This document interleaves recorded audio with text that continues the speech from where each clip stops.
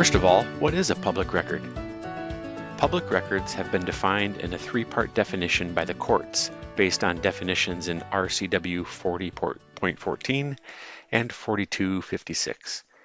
If a record meets all three of these parts, then it is a public record. First, it's any writing, and by writing they mean any information that's affixed to or recorded to any type of medium.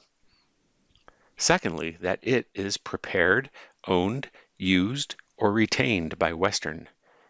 And thirdly, that it relates to the conduct of Western's business or institutional function.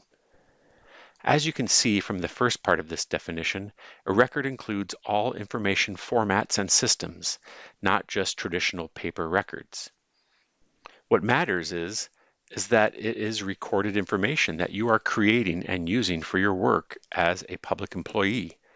This definition also includes records that are created on personal devices or accounts.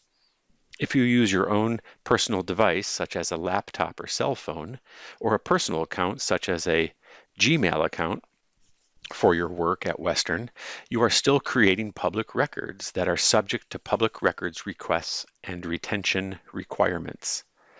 While all the records created as part of the university's work are public records, that does not mean that they are automatically disclosed in a public records request. Records containing certain information, generally of a personal nature, may be exempt from disclosure. However, they are still public in the sense that they must be managed and cared for in the public interest. At Western, the Public Records Officer handles the public records request process.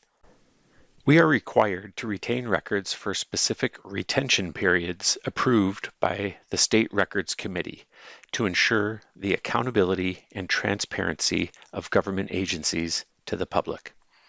It's also basic common sense.